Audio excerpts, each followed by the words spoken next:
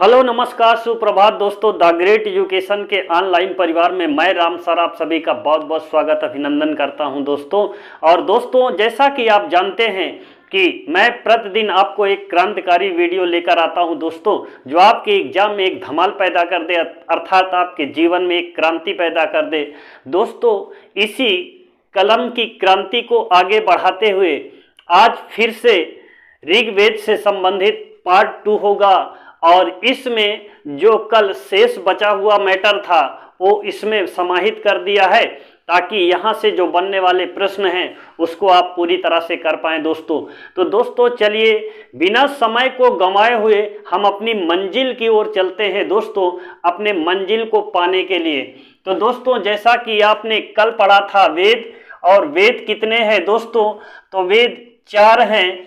और 4 वेद कौन कौन सा है? ऋग्वेद है, ऋग्वेद, यजुर्वेद, जी हाँ, ऋग्वेद, यजुर्वेद, सामवेद और अथर्ववेद, अथर्ववेद, जी हाँ, अथर्ववेद।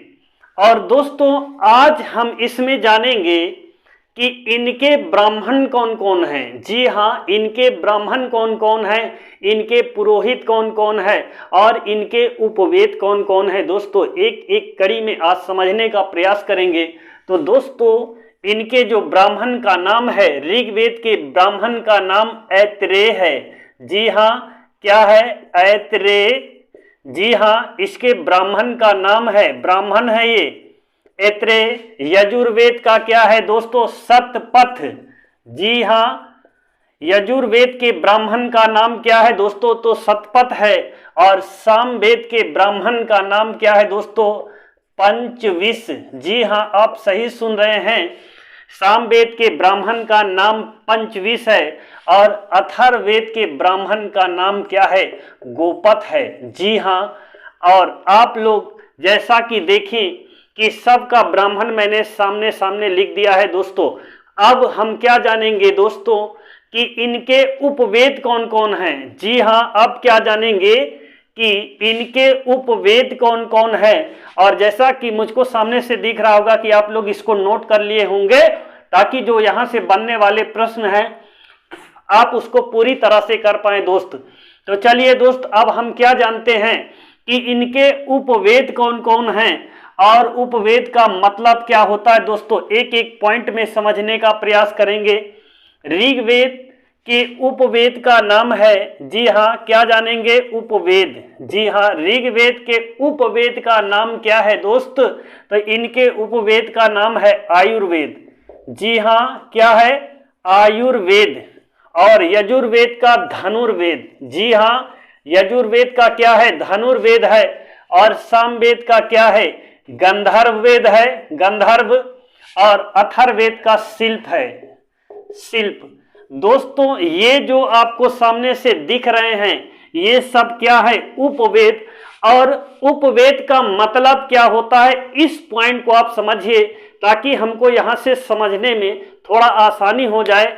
आखिर इसमें तो इस प्रकार आपको हर जगह बुक में मिल जाएगा कि ऋग्वेद का आयुर्वेद, यजुर्वेद का धनुर्वेद, सामवेद का गंधर्ववेद और अथर्ववेद का शिल्पवेद।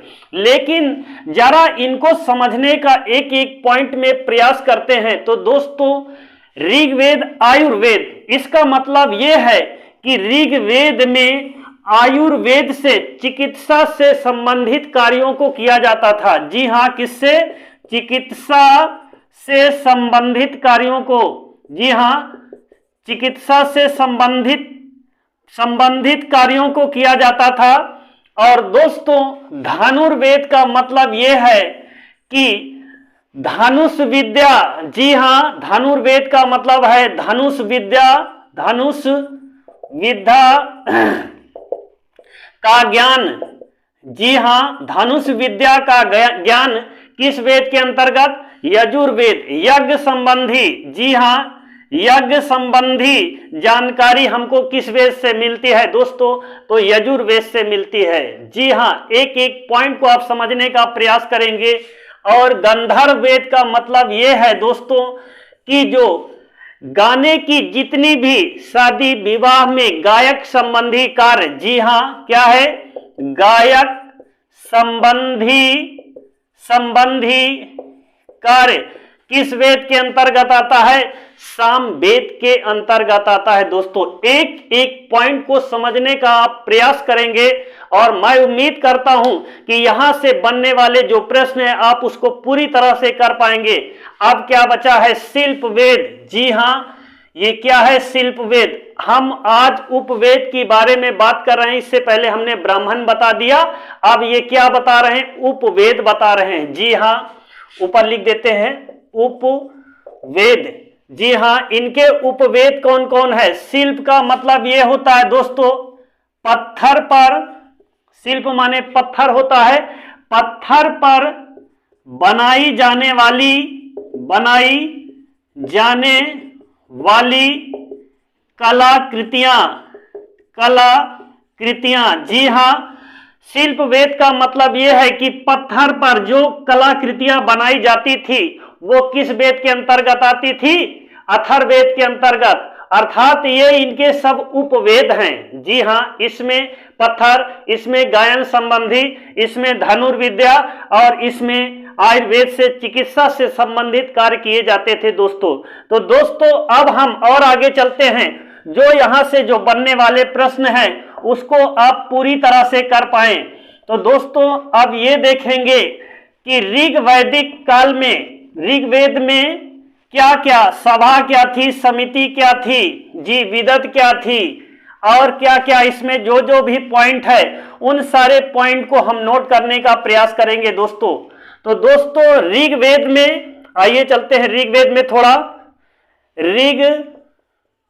ऋग्वेद में देखेंगे, एक एक पॉइंट को समझेंगे। सभा, समिति, विदथ, विष, जन और बलि। ये देखेंगे दोस्तों कि ऋग्वैदिक काल में ये सभा का काम क्या होता था, समिति का काम क्या होता था, विदत का काम और विष, जन, कुल, अर्थात इनका काम क्या था और ऋग्वेद में इनका कितनी बार वर्णन किया गया है दोस्तों। इस पॉइंट को आप देखिएगा, कोई सा भी एग्जाम में आप देखिएगा, यहां से बनने वाले जो प्रश्न होंगे आप 100% पूरी तरह कर पाएंगे दोस्तों। तो देखेंगे सभा का वर्णन ऋग्वेद में 8 बार किया गया है। जी हां, कितनी बार? 8 बार वर्णन किया गया है। और समिति का वर्णन 9 बार किया गया है। जी हां, समिति का वर्णन 9 बार। और विदत का वर्णन कितनी बार? 122 बार किया गया है। जी हां, विदत का वर्णन 122 बार किया गया है और विष का वर्णन 170 बार। जी हां, पहले इस पॉइंट को आप देखिएगा, तब हम इस पे तोड़ के एक एक पॉइंट को, ये क्या है पहले इसको देखिएगा कि कितनी बार वर्णन है ऋग्वेद में। जन का 275 बार। जी हां, जन का वर्णन कितनी बार? 275 बार किया गया है। अब देखेंगे बलि क्या था दोस्तों। यह एक प्रकार का कर था। क्या था? यह एक प्रकार का कर था जो प्रजा द्वारा राजा को स्वेच्छा से दिया जाता था। स्वेच्छा से दिया जाता था। बलि क्या था? एक प्रकार का कर था और जो राजा को प्रजा द्वारा स्वेच्छा से दिया जाता था उसको बोलते थे बलि। ये कभी भी एग्जाम में आएगा कि ऋग्वेद से संबंधित बलि क्या था, तो बलि का मतलब एक प्रकार का कर था जो राजा को प्रजा द्वारा स्वेच्छा से दिया जाता था। अब एक एक पॉइंट पर ध्यान करेंगे दोस्तों, ताकि यहां से जो बनने वाले प्रश्न हैं उनको आप पूरी तरह से कर पाएं कि सभा का काम क्या होता था, समिति का काम क्या होता था और विदत का काम क्या होता था, विष क्या है। एक एक पॉइंट को आप समझने का प्रयास करें। तो दोस्तों सबसे पहले हम चलते हैं, किस पे चलेंगे? सभा। ऋग्वैदिक काल में सभा का काम क्या था? जी हां, इस पॉइंट को देखिएगा।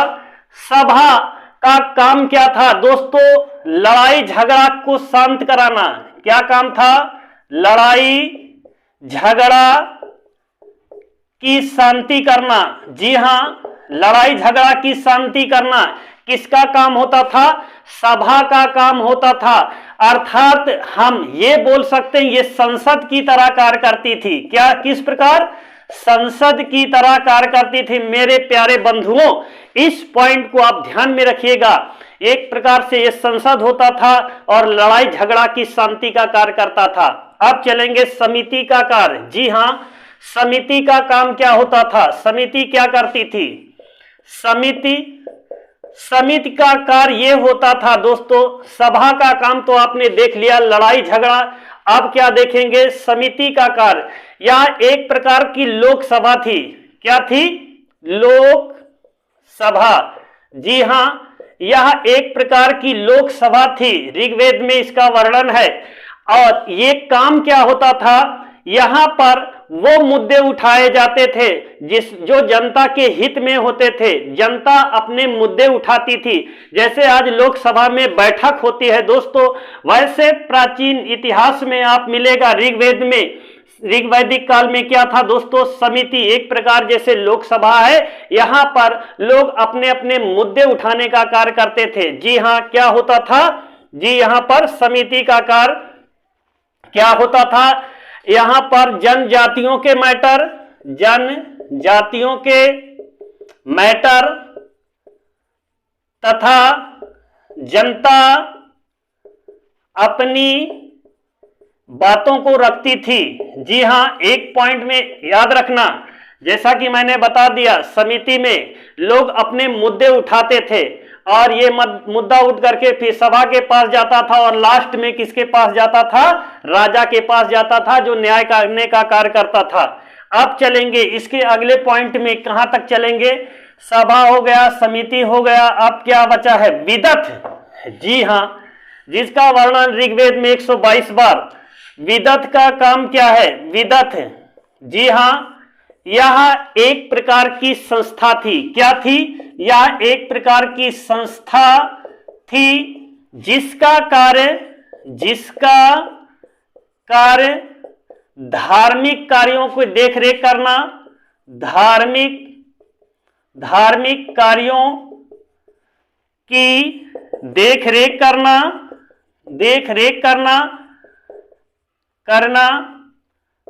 तथा सैन्य कार्यों को देखती थी। सैन्य कार्यों को देखने का कार्य होता था। जी हां, विदत क्या थी? एक प्रकार की संस्था थी जो धार्मिक कार्यों को तथा सैनिक कार्यों को देखने का कार्य करती थी दोस्तों। और आगे चलते हैं दोस्तों कि कृषि का वर्णन ऋग्वेद में कितनी बार किया गया है? इस पॉइंट को भी ध्यान में रखिएगा। कृषि का वर्णन ऋग्वेद में, कृषि का वर्णन कितनी बार किया गया? 24 बार। जी हां, 24 बार किया गया है। इस पॉइंट को ध्यान में रखिएगा। कृषि का वर्णन कितनी बार? 24 बार किया गया है। और दोस्तों ये देखेंगे, बलि तो आप देख ही लिए, विष क्या था? विष हमारा जो ऋग्वैदिक काल था वो 20 जन कुल में विभाजित था। जी हां, यह एक प्रकार का समूह होता था और जो इसका अध्यक्ष होता था उसको विषपति कहते थे। क्या कहते थे? विषपति। जी हां, इसके जो अध्यक्ष होता था उसको विषपति कहा जाता था। इसमें कई लोग मिल करके कार्य करते थे। जी हां, 20 जन कुल में ऋग्वैदिक काल विभाग था। और एक पॉइंट ध्यान से देखिएगा, ऋग्वैदिक काल में लोहा और सोने का वर्णन नहीं मिलता। जी हां, लोहा और चांदी, जी हां, लोहा और चांदी का वर्णन नहीं है, वर्णन नहीं मिलता है। जी हां, लोहा को आप जानते होंगे कि लोहा की जो खोज हुई थी उत्तर वैदिक काल में अतरंजी खेड़ा एटा जिले से। जी हां, ये ऋग्वैदिक काल की हम बात कर रहे हैं। लेकिन अगर लोहा आएगा तो लोहे की खोज कब हुई है? तो दोस्तों उत्तर वैदिक काल में, उत्तर वैदिक काल में लोहे की खोज हुई थी। लोहे की खोज और कहां से? अतरंजी खेड़ा। इस पॉइंट को नोट करिएगा, अतरंजी खेड़ा। और ये कहां है दोस्तों? ये है एटा जिला, एटा जिला में है। इस पॉइंट को ध्यान में रखिएगा कि जो लोहे की खोज हुई है उत्तर वैदिक काल में हुई है, और वैदिक काल में लोहे और चांदी के बारे में कोई जानकारी नहीं थी लोगों को। तो दोस्तों और आगे कुछ पॉइंट को हम समझने का प्रयास करेंगे, जिससे कि हमको यहां से जो बनने वाले प्रश्न हैं उसको आप पूरी तरह से कर पाएं। तो दोस्तों इसमें 2 प्रकार का विवाह का वर्णन मिलता है। जी हां, कौन कौन से विवाह का? विवाह का 2 प्रकार मिलता है, 2 प्रकार वर्णन। और कौन कौन सा प्रकार है? एक रखना अनुलोम, जी हां, अनुलोम विवाह। और एक कौन था? प्रतिलोम विवाह। जी हां, क्या था? प्रतिलोम। जी हां, अनुलोम विवाह में उच्च कुल का लड़का होता था। जी हां, क्या होता था? उच्च कुल का लड़का। और लड़की निम्न कुल, लड़की निम्न कुल की होती थी। इसको क्या बोला जाता था दोस्तों? अनुलोम विवाह कहा जाता था। और यह किस काल में था? ऋग वैदिक काल में था दोस्तों, अनुलोम विवाह। और प्रतिलोम विवाह क्या है दोस्तों? निम्न कुल का लड़का। जी हां, क्या था? निम्न कुल का लड़का, निम्न कुल का लड़का। और उच्च कुल की लड़की होती थी। जी हां, इस पॉइंट को ध्यान में रखिएगा कि ऋग वैदिक काल 2 प्रकार के विवाह का वर्णन मिलता है, अनुलोम विवाह और प्रतिलोम विवाह। अनुलोम विवाह मैंने बता दिया, उच्च कुल का लड़का और निम्न कुल की लड़की होती थी दोस्तों। और प्रतिलोम में उल्टा, अनुलोम और प्रतिलोम।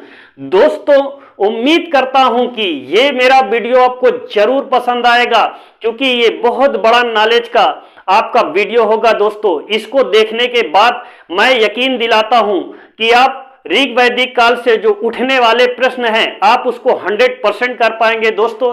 एक बार वीडियो को लाइक, शेयर, कमेंट जरूर करना और हमारे चैनल से जुड़ जाओ, ताकि आपको नए नए जो वीडियो बने वो आप तक उसकी खबर पहुंच जाए दोस्तों। आज की क्लास को यहीं पर विराम करते हैं। जय हिंद, जय भारत।